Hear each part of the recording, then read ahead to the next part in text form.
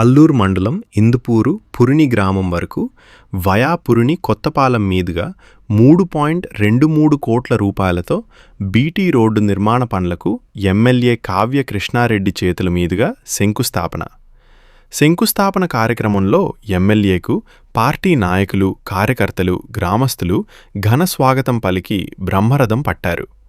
ఇందుపూరు గ్రామంలో నిర్వహించిన సభలో స్థానికుల సమస్యలను ఎమ్మెల్యే అడిగి తెలుసుకుని అభివృద్ధిపై హామీ ఇచ్చారు.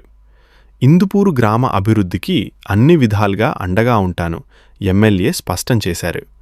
రోడ్డు నిర్మాణంతో గ్రామాల మధ్య రాకపోకలు మెరుగుపడి ప్రజలకు మరింత సౌకర్యం కలగనుందని ఎమ్మెల్యే తెలిపారు. ఇందుపూరు కొత్తపాలెం పురినికి సంబంధించినటువంటి బీటీ కాలనీ అందరికీ పేరు పేరున ధన్యవాదాలు. ఇక్కడికి విచ్చేసిన అక్క చెల్లెళ్ళకి, తల్లులకి అందరికీ కూడా అభినందనలు తెలియజేస్తూ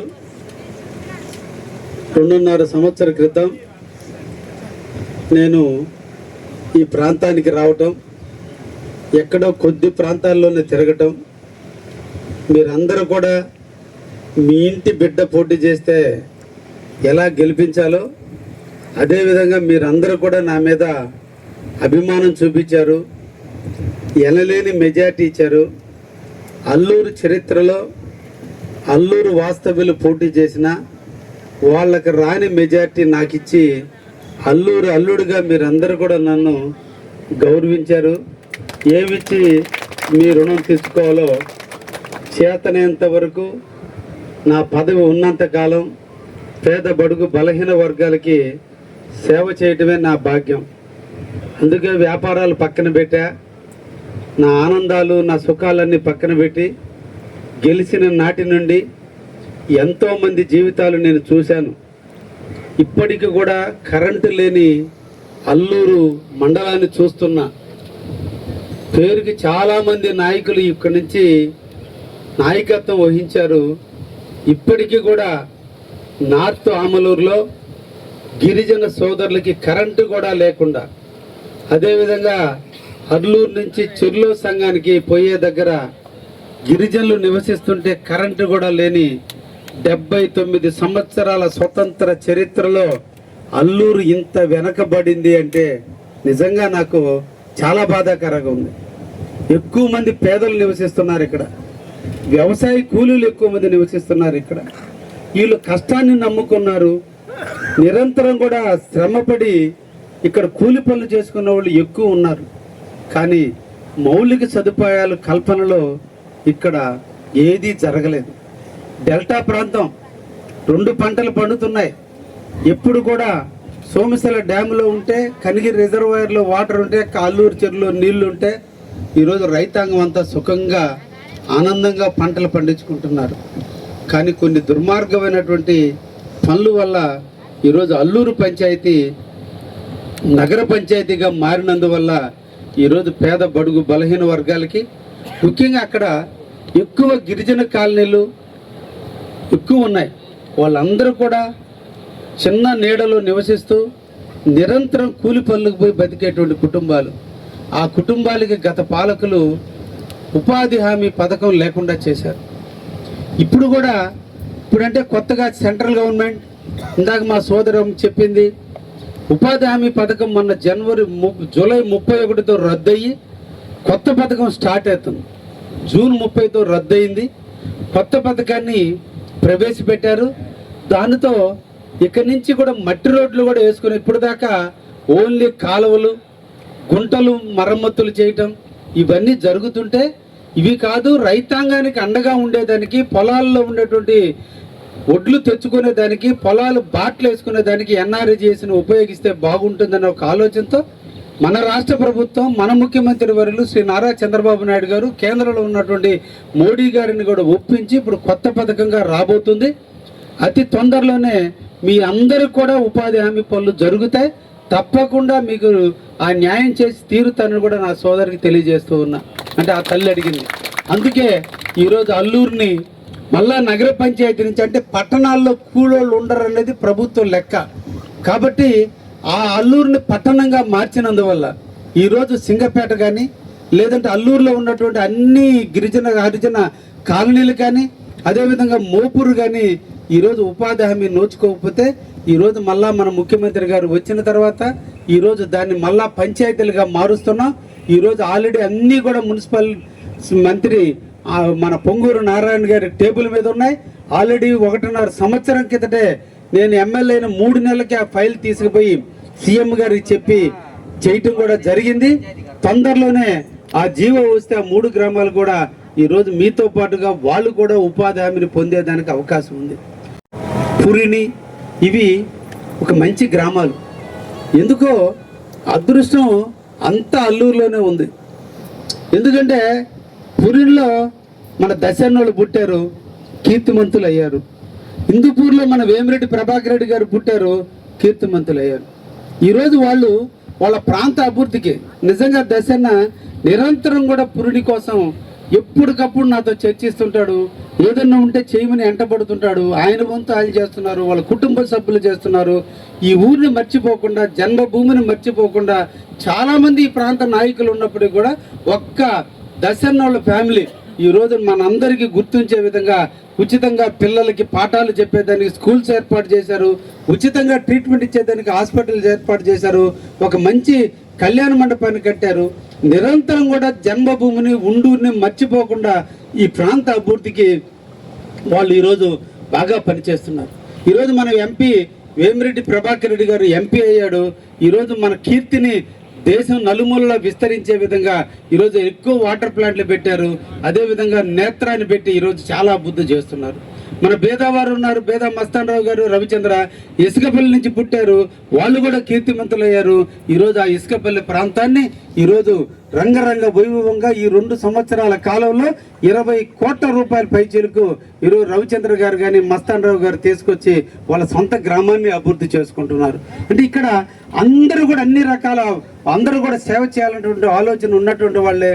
కాబట్టి ఈరోజు నేను కూడా ఒకటి రైతాంగం కాబట్టి ఎక్కడ కాలువలు మరమ్మతులు రాకుండా, రైతాంగం ఇబ్బందులు పడకుండా ఎప్పటికప్పుడు ఓఎండ్ఎం నిధులు కానీ ఎఫ్టీఆర్ నిధులు ఇచ్చి లోకల్ నాయకులకి వర్కులు ఇచ్చి కాలువలన్నీ మరమ్మతులు చేసి రైతులు సుభిక్షంగా పంటలు పండించుకునేదానికి గత 2 సంవత్సరాల నుంచి ఎక్కడ కూడా రైతాంగానికి ఎటువంటి ఇబ్బంది లేకుండా చేయడం జరుగుతుంది.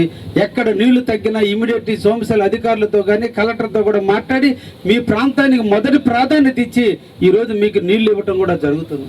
ఇంకా గ్రామాలకు వస్తే హిందూపూర్ గ్రామం, నేను ఎమ్మెల్యే నాటికి ఇక్కడ ఒక ప్రసన్న వెంకటేశ్వర స్వామిని మా సోదరుడు ఎక్కడున్నాడు పని ఆయన్ని ఇక్కడ చైర్మన్గా నియమించడం జరిగింది.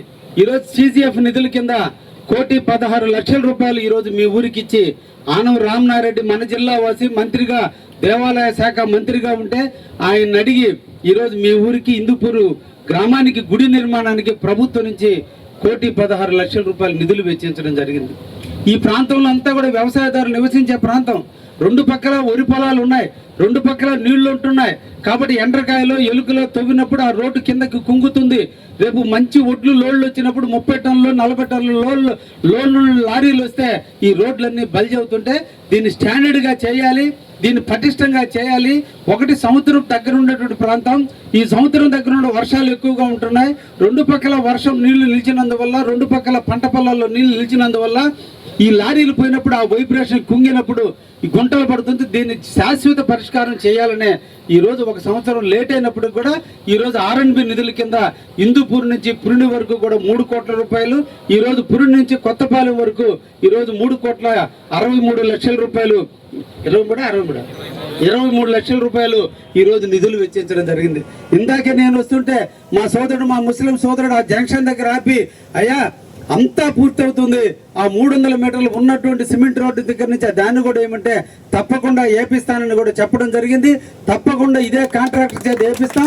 అది వీళ్ళ దగ్గర సేవింగ్ ఉంటే ఉన్నట్టు, లేదంటే ఏదో ఒక నిధులు తెప్పించి ఈ రోడ్డు పూర్తి అయ్యడానికి ఆ 300 రూపాయలు 300 మీటర్ల రోడ్డు కూడా ఏపించి తీరుతానని కూడా మీకు అందరూ కూడా మాటిస్తున్నా. ఈ సందర్భంగా కాంట్రాక్టర్ కూడా ఇక్కడే ఉన్నాడు, అధికారులు కూడా ఇక్కడే ఉన్నాడు. మీ అందరి సమక్షంలో అధికారులు కూడా నేను తెలియజేస్తున్నా, ఆ 300 కూడా బిగిన్ చేయండి. దేన్న సేవింగ్లో ఉంటే చూద్దాం, లేదంటే నేను ఎన్ఆర్జీఎస్లోకైనా లేదంటే కలెక్టర్ నుంచి డిఎంఎఫ్టీలో కూడా ఇచ్చి 2 నామినేషన్ల కింద అయినా ఇస్తాను. కాబట్టి కాంట్రాక్టర్కి ధైర్యాన్ని ఇచ్చి మీరు ఒకటి మీ దగ్గర సేవింగ్ ఉంటే చేయండి, లేదంటే దాన్ని నిధులు ఇచ్చి నేను చేపిస్తానని కూడా మీ అందరికి కూడా మాటిస్తున్నా. తప్పకుండా మీకు నెరవేరుతుందని కూడా మీకు తెలియజేస్తున్నా.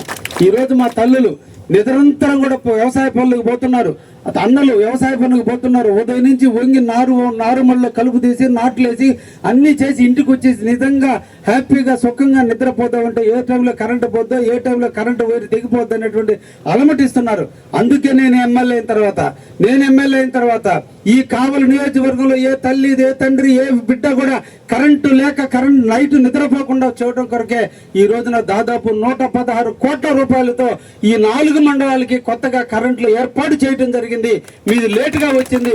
అతి తొందరలో ఈరోజు పల్లెటూర్లలో ఉన్నటువంటి స్తంభాలన్నీ ఎప్పుడో 30 ఏళ్ళు వేసిన స్తంభాలు ఉప్పూరిసి ఉన్నాయి, ఎక్కడ కింద ఊడిపోయేటట్టున్నాయి. కొన్ని రోడ్లు పెంచి బేస్మెంటాలు కట్టినందువల్ల పైకెత్తితే చేతులు వెళ్తట్టున్నాయి. అందుకోసమే కొత్త స్తంభాలు వేస్తున్నాం, పెద్ద స్తంభాలు వేస్తున్నాం. 30 అడుగుల స్తంభాలు వేసి మీ ఊర్లో ఉండే డబ్బాల్లో ఎవరన్నా 4 ఏసీలు వేస్తే లైట్ డిమ్ అయిపోతుంది. కాబట్టి అటువంటి పరిస్థితి రాకుండా ఊరు మొత్తానికి కలిపి పెద్ద ట్రాన్స్ఫార్మర్ వేసి ఎక్కడ కరెంటు ఫ్లక్చువేషన్స్ లేకుండా చేసేదానికి మీ ఊరిని కూడా ఆల్రెడీ చేయటం జరుగుతుంది. ఈ మండలంలో ఎక్కడో ఇక్కడ పని జరుగుతుంది.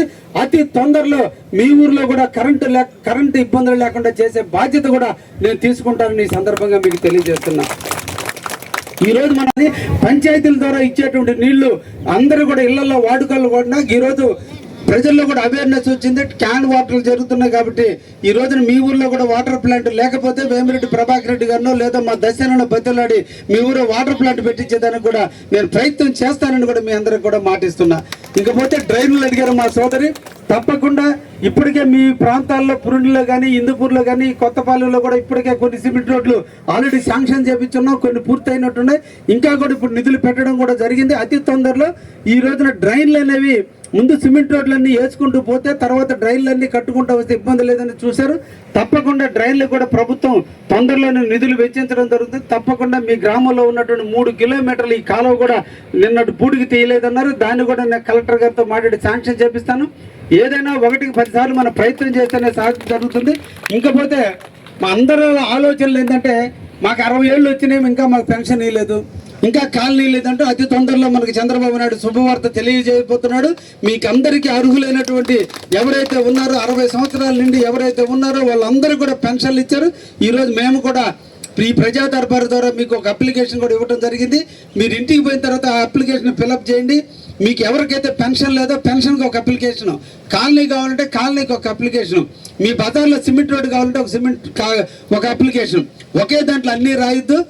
దానికి సపరేట్గా మనోడి దగ్గర కాగితాలు ఉన్నాయి, తీసుకొని ఇస్తే వాళ్ళు నాకు తెచ్చిస్తారు. నేను ముఖ్యమంత్రి దృష్టికి తీసుకెళ్ళి వీటన్నిటిని కూడా భవిష్యత్తులో పూర్తి చేసేదానికి తప్పకుండా ప్రయత్నం చేస్తానని. మీ ఇంట్లో ఉండే సమస్య మాకు తెలియాలంటే మాకు ఒక వారధిగా ఒక అర్జీ ఉండాలని. ఆ అర్జీ అందరిలాంటి ఎమ్మెల్యే కాదు, రోడ్డు పోయిన తర్వాత చింపేసే ఎమ్మెల్యే కాదు, నిరంతరం కూడా మీకోసం పాటుపడే ఎమ్మెల్యే. తొందరలో మీకు మళ్ళీ ఫోన్ వస్తుంది, సంబంధిత అధికారులు వస్తారు, మీ సమస్యను పరిష్కరిస్తారు. కాబట్టి ప్రతి ఒక్కరూ మీ సమస్య గురించి మా దృష్టికి తెలియజేయండి అని చెప్పి ఈ సందర్భంగా మీ అందరికీ కూడా తెలియజేస్తూ, మీరందరూ కూడా నన్ను సాధారణంగా ఆహ్వానించారు, మీ బిడ్డగా నన్ను ఆశీర్వదించారు. మీ ఆశీర్వాదం ఉన్నంత కాలం ఇలాగే నేను సేవ చేస్తూనే ఉంటా, మీ ప్రాంత అభివృద్ధికి పాటుపడుతూనే ఉంటాననే విషయాన్ని కూడా మీకు అందరికీ కూడా తెలియజేస్తూ మీకు మరొక్కసారి మీ అందరికీ ధన్యవాదాలు తెలియజేస్తున్నాను.